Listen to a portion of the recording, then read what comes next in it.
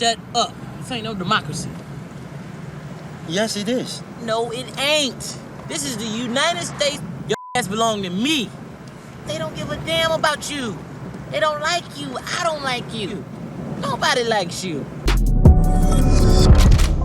What's up, guys? It's Ben A. Every single time I see Kamala Harris post on social media, I can't get this image out of my head. I don't think it's AI. I think this is real, but it absolutely has source material that is based on a very slurry, very angry, nonsensical video that Kamala Harris cut with very bad lighting in the lead up to her handing over the presidency to Donald Trump in one of the most humiliating election landslide losses in history. She lost the popular vote, all 7 swing states, and 90% of U.S. counties. And she is on the sauce again, and it took her about 24 hours to bang out whatever the hell this is about Nicolas Maduro, and she's getting dragged for it and getting dragged hard. She got ratioed here, and for good reason. Kamala Harris was part of an administration that put a $25 million bounty on Nicolas Maduro's head.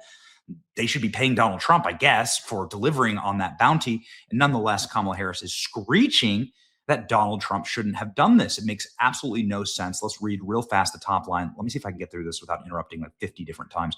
Trump's actions in Venezuela do not make America safer, stronger, or more affordable. Yes, they do. President Trump now owns $18 trillion worth of oil. The price of gas could be like below $1. These are going to, the price of petroleum is the price of everything in the economy because everything is made of petroleum. So that's stupid. But also it does make America safer because Iran and Russia and China use Venezuela as a proxy to engage in biological and chemical warfare against our people. So yes, it does make America a lot safer to have Venezuela in good hands. It makes America a lot stronger too. Maduro is a brutal, illegitimate dictator. It doesn't change the fact that this action was both unlawful and unwise. But he's a illegitimate dictator and brutal. So what should happen exactly? Strongly worded letters, like you guys doing a deal with the Taliban, giving the Taliban billions of dollars. That's what you did, and they just killed a bunch of Americans on the way out. So this is the way that like Kamala Harris and her ilk deal with things. They say you're bad. Here's a strongly worded letter. We're gonna disavow you at the United Nations. Well, you know what? Like, hit the bricks, right? We live in a real world. There needs to be real world consequences for bad people. That's the deterrence that you need. We've seen this movie before: wars, regime change, oil, blah, blah, blah. Okay, so they're going back to the George W. Bush stuff. Shut up. The American people do not want this. They're tired of being lied to. Well, American people love this, actually, and I've seen a lot of people celebrating in the streets, including the vast majority of them, Venezuelans and people from Latin America. This is not about drugs or democracy. I mean, fine. It's also about election rigging, which you took advantage of in 2020. This is about oil and Donald Trump's desire to play the regional strongman. He cared about, if he cared about either, he wouldn't pardon a convicted drug trafficker and sideline Venezuela's legitimate opposition. Shut up. Whatever. People are glazing over at this point. The president is putting troops at risk. Hold on. That's going to piss me off. The president's putting troops at risk. Lady, you surrendered to the Taliban and got 13 Americans killed. And they got a lot of other Americans killed all around the globe. So you saying that Donald Trump's putting troops at risk, spending billions, destabilizing a region? Okay, you're complaining about spending money. Blew out the budget, destabilizing a region. You opened up the border and destabilized our entire nation, offered no legal authority, exit plan, or benefit at home. Your open border offered no benefit at home. Nothing that you did benefited America. Everyone knows this. America needs leadership. Priorities are lowering costs, working families, enforcing the rule of law, strengthening alliances, and most importantly, putting American people first. Oh, now she's for America first. She's getting completely ratioed throughout the internet for this, including but not limited to Kamala Harris drunk, for sure. Let's see. You put a $25 million bounty on Maduro for information that would lead to the arrest of Maduro. This is from the Biden administration. It's from the Biden administration, okay? And so how can you be against this? In January, just before they left office, Biden and Kamala offered $25 million reward leading to Maduro's arrest. Now Kamala Harris is outraged that Maduro was arrested. These people are so dumb, it hurts my brain. Okay, here we go. The Biden-Harris administration made $25 million available. Now you're saying capturing him was unlawful. Just entirely forget your administration's policy. The president is putting troops at risk. We expect zero casualties, 0 pieces of equipment lost. And the success was 100% because the leadership is competent.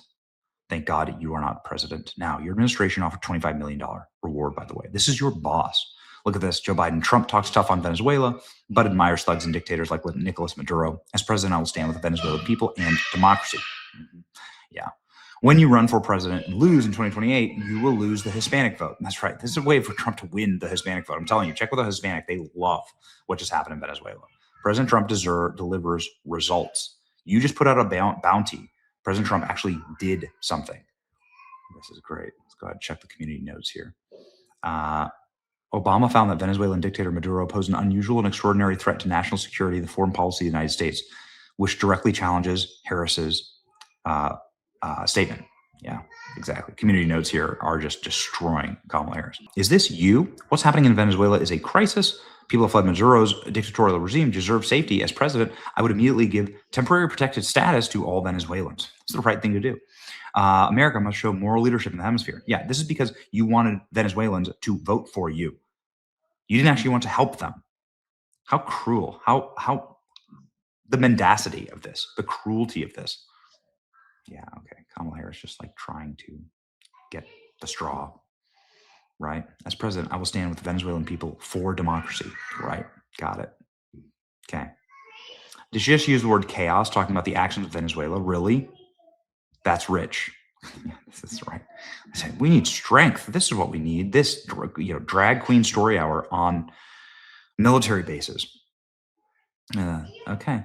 Yeah, this is, of course, one of the dumbest tweets in the history of Kamala Harris, which is really saying a lot. Wait, why did you put a $25 million bounty on his head if he's so bad? If he didn't deserve to get taken out of office, why would you put a bounty on his head? This is James Blair. He is the deputy chief of staff at the White House. Too long didn't read. Kamala Harris crying, drinking her wine.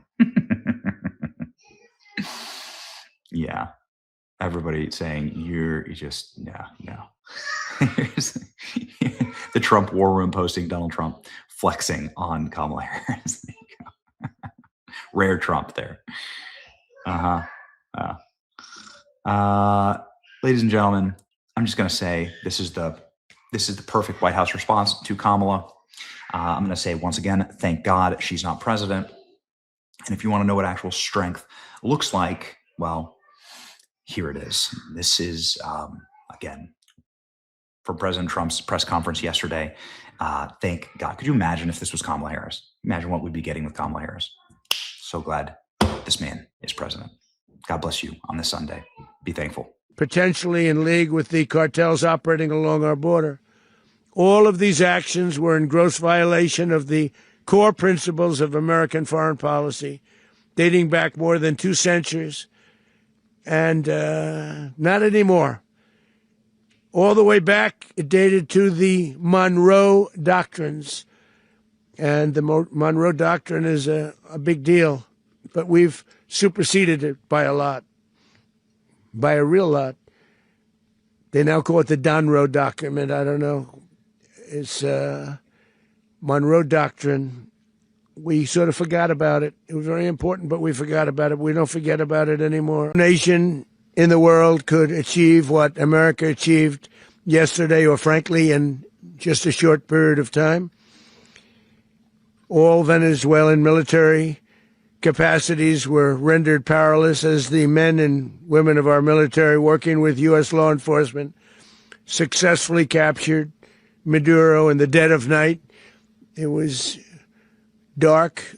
The lights of Caracas were largely turned off due to a certain expertise that we have. It was dark and it was deadly. But captured along with his wife, Celia Flores, both of whom now face American justice.